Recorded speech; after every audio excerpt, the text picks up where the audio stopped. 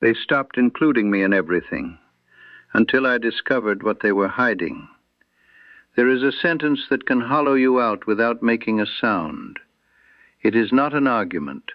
It is not a door closed too hard. It is something said in passing, with that particular brand of English politeness that leaves you nothing to push against. Dad, we've already sorted that. 5 words spoken over the kitchen table on a Tuesday afternoon, and in them I heard everything I needed to know about what I had become inside my own family. I am 84 years old. I spent 40 years working as an accountant in Shrewsbury, first for a firm on the High Street, then for several local businesses that trusted me with their books until the day I retired. Every pound that ever passed through this house I could account for. And yet there I sat, in the kitchen I had fitted with my own hands 30 years ago, and understood that no one was asking me anything any longer. Not because I was incapable, because it suited them not to. I did not understand it all at once. A man of my age does not want to believe the worst of his own children. That is not weakness. It is love that outlasts its reasons. Love that keeps refusing what the mind has already begun to suspect. Edward is my son, my only one. I watched him grow from a boy who kept beetles in a shoebox to a man with a mortgage and opinions of his own. I paid for his university, sat up through the night when he had chest infections as a child, worked Saturday mornings for years so that he and his mother never had to worry. And Caroline, his wife, I respected her place in this family. And the grandchildren, James and Lucy, I read to them on this very sofa when they were small. They have their own lives now, and I have never begrudged them that. But there is a difference between having your own life and making someone disappear. I began to feel that difference as a dull, persistent ache every morning I came downstairs to a kitchen that felt less and less like mine. If any part of this feels familiar to you, please do subscribe to this channel. Every week I share stories about dignity, family, and the kind of quiet strength that does not always announce itself. And do let me know in the comments where you are watching from. Every message means a great deal. My whole life has been built on orderliness. Not coldness, though some people have mistaken it for that. It was simply the form my love took. Dorothy understood that better than anyone. She used to say I showed affection the way a well-kept ledger shows care. Every figure in its place, nothing wasted. I kept a household notebook in the kitchen drawer, a simple blue one, where I recorded expenses, savings, repairs planned, and repairs made. Dorothy would write small notes in the margins, little reminders that made me smile years later when I found them. When she died 18 months ago, she took with her the only person who had asked my opinion every single day without fail. I simply kept going. It is the only thing I know how to do. The house itself is a semi-detached in a quiet part of town, 4 bedrooms, a garden that Dorothy kept, and that I have done my best to maintain in her absence. We bought it in 1978, and I paid off the mortgage in full by 2001, steadily, without drama, the way I have always preferred to do things. The walls are the same walls they have always been. The garden path has the same slight dip near the gate it has had for 20 years. But those rooms hold everything. Every Christmas morning, every birthday tea, every argument and reconciliation that shaped this family. It is my only significant asset, alongside some savings, modest by most measures, set aside over the decades for a purpose I never imagined I would have to defend. The early signs I did not read as signs. I told myself that families change shape, that people grow occupied with their own concerns, that this was simply what getting older looked like from the inside. Edward would sometimes be talking with Carolyn in the hall, and the conversation would lower in register the moment I appeared. Carolyn would move papers off the kitchen table when I walked in, not quickly or guiltily, but with a smooth efficiency that suggested it had become routine. The grandchildren stopped mentioning things in front of me. Lucy would say something to James in an undertone. James would glance at her. Both would fall quiet. Small things. I told myself they were only small things. But small things, when they settle into a pattern, are no longer small. One evening I tried to offer something. Edward was talking about a problem with the boiler, the cost of a replacement, the question of who to bring in. I mentioned a plumber I had used for years, a man from the next street, reliable and honest with his estimates. I said it plainly, the way I have always spoken, with the relevant details to hand. Edward looked at me. He was not unkind.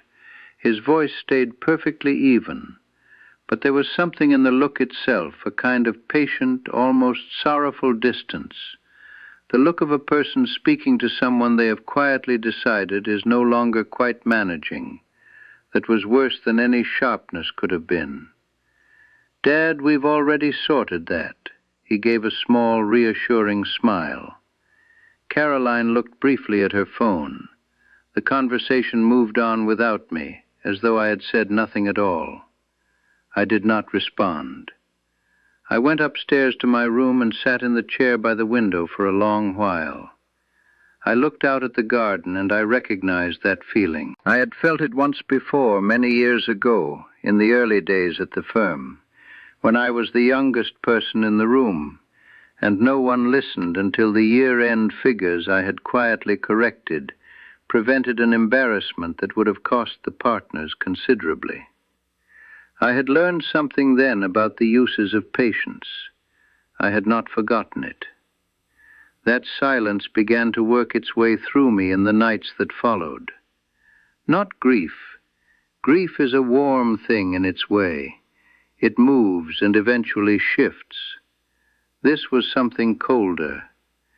The particular cold of being present and unheard, of speaking and having the words simply not land, of eating at the same table as people who have, without ceremony, decided you are no longer part of the conversation. And somewhere in that cold, something I had not called upon in years began to stir.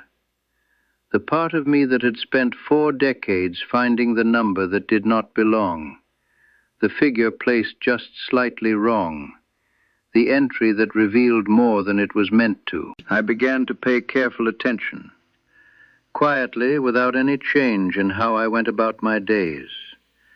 I noticed the rhythm of who went where, who left a room when I entered, what was carried in and out.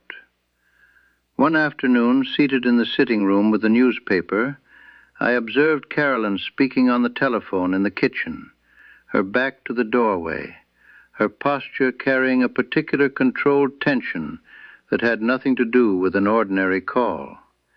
She was not agitated. She was careful. There is a difference. And after 40 years of working with numbers and the people who manage them, I know it very well. The following morning, I was looking for a pencil in the small desk in my study, my desk. And there, beneath a folder of correspondence I recognized, I found a set of papers folded with deliberate neatness, as though someone had placed them there, intending to retrieve them soon. I sat down. I read them through from beginning to end without stopping. I did not need long to understand what I was looking at. 40 years of reading legal and financial documents gives you a facility with the language, an ability to find the weight behind the careful phrasing. The document was a draft application for the appointment of a deputy to manage the property and financial affairs of a person lacking mental capacity. My name, my address, my house. Edward named as proposed deputy, Caroline as co-signatory with authority over my accounts and assets. The date set was less than a month away. I sat very still. I am not certain how long. I did not look at the clock. The mind in moments like that does not slow. It clears. Every distraction falls away, and what remains is the thing itself, seen without sentiment. The pattern I had been observing for months assembled itself in a single, noiseless movement. The lowered voices, the removed papers, the decisions made without reference to me, Edward's look, Caroline's phone call. It all resolved into one meaning. They believed I was no longer capable of understanding what was happening around me. They believed my age had made me safe to manage. They believed this would go unnoticed. They were wrong about all of it. I refolded the papers precisely as I had found them, placed them back beneath the folder, went downstairs and put the kettle on. That evening I sat at dinner with Edward and Caroline, asked after the children, commented on the weather we'd been having. Nothing in my manner had changed, and nothing was going to change until I was ready. The next morning I telephoned Gerald. Gerald Whitmore, a solicitor I have known for over 20 years, since he handled the conveyancing when Dorothy and I remortgaged. A thorough man, not given to rushing. I set out the facts for him without editorializing, as I would describe an anomaly in a set of accounts. He listened without interruption, and when I had finished, he said, "Arthur, at this moment you are in the stronger position. The important thing is that they don't realize it." He passed me on to a colleague who specialized in court of protection matters and deputy disputes. I had a consultation within the fortnight. I drove myself.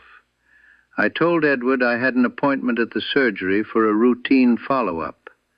The specialist solicitor was a woman named Margaret Firth, measured, thorough, with the kind of professional stillness that puts you at ease precisely because it asks nothing of you emotionally.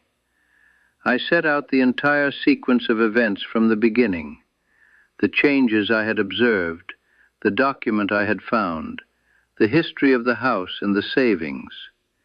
She asked careful questions about my capacity, my financial records, my property documentation, whether anyone had ever been added to my accounts.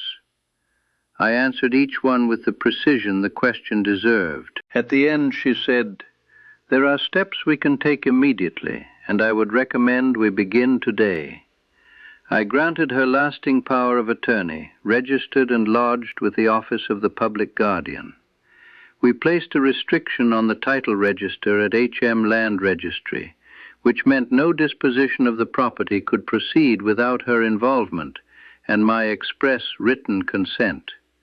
I restructured my current and savings accounts with conditions requiring my personal verification for any change of mandate.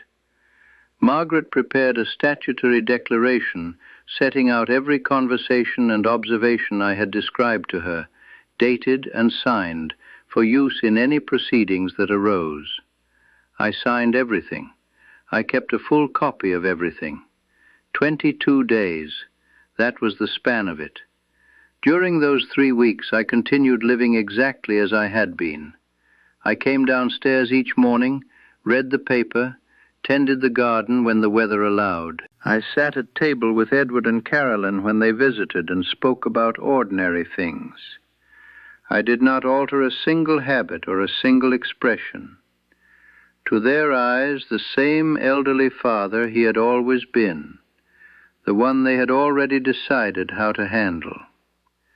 To my own, a man who had placed everything where it needed to be, and was waiting with a patience he had spent a lifetime acquiring. What would you have done in my position?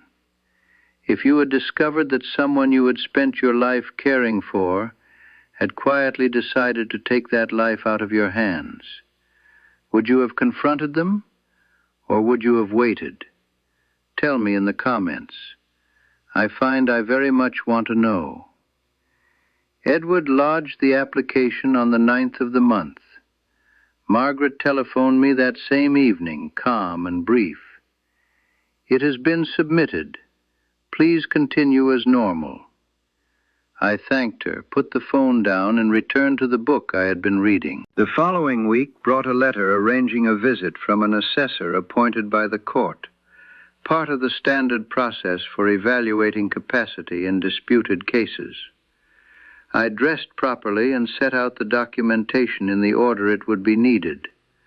The complete record of my financial management over the preceding 5 years, my medical history and letters from my GP and cardiologist, and a detailed written account from Margaret of every legal step I had taken, accompanied by certified copies of every document.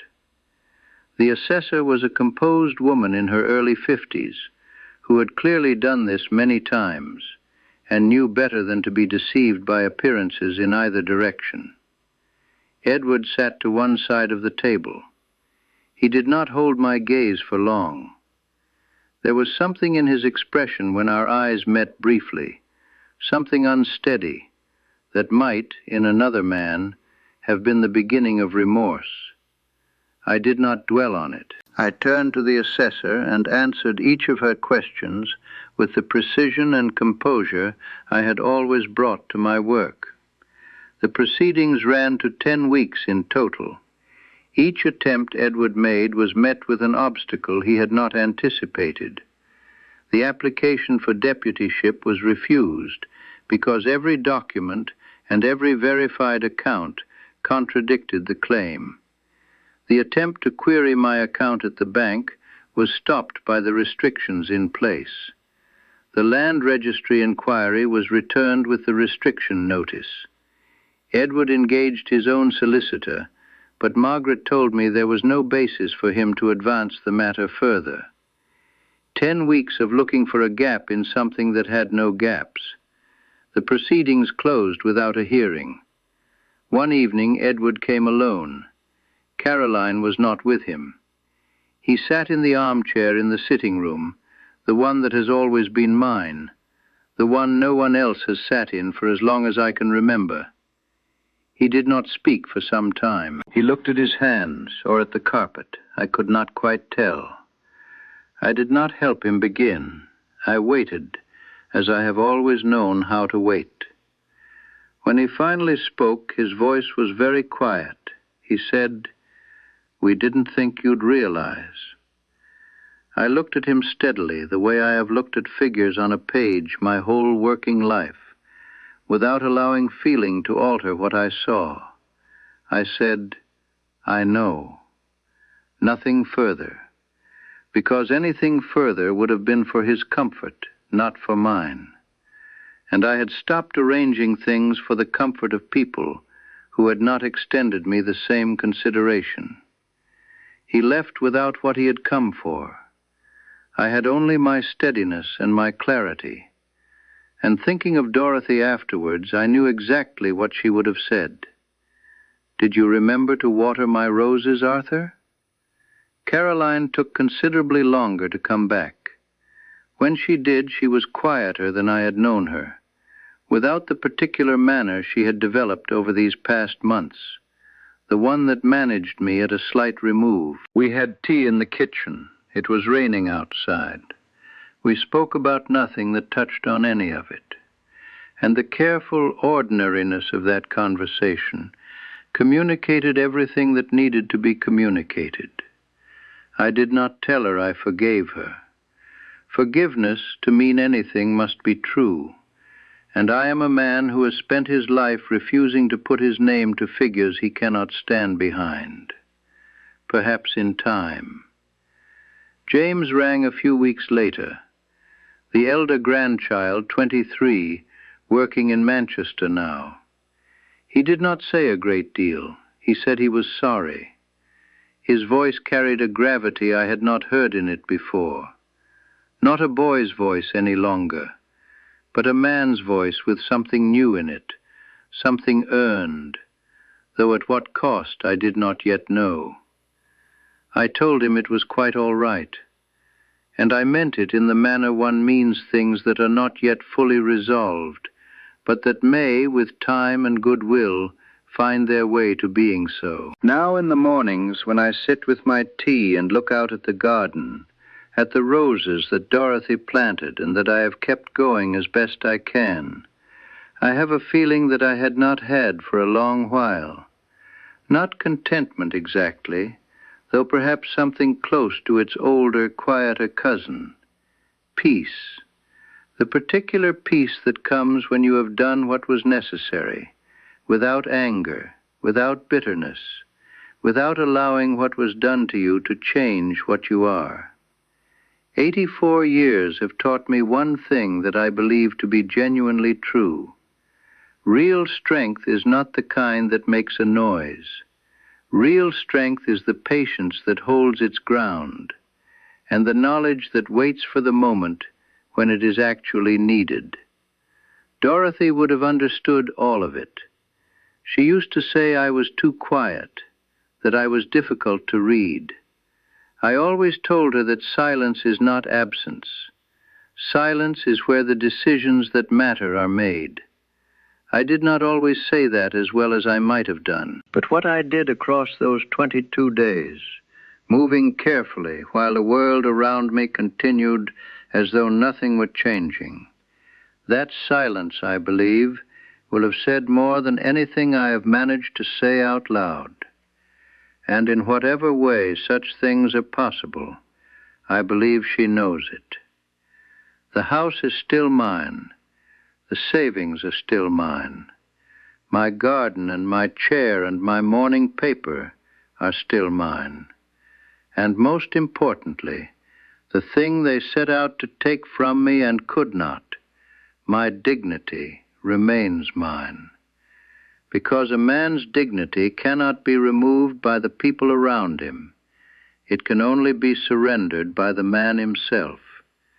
And I have never been in the habit of surrendering things I have worked to build. I will leave you with one question. If someone you had given your life to protect decided, quietly and without telling you, to take that life out of your hands, would you have the patience and the courage to reclaim it without becoming someone you would no longer recognize?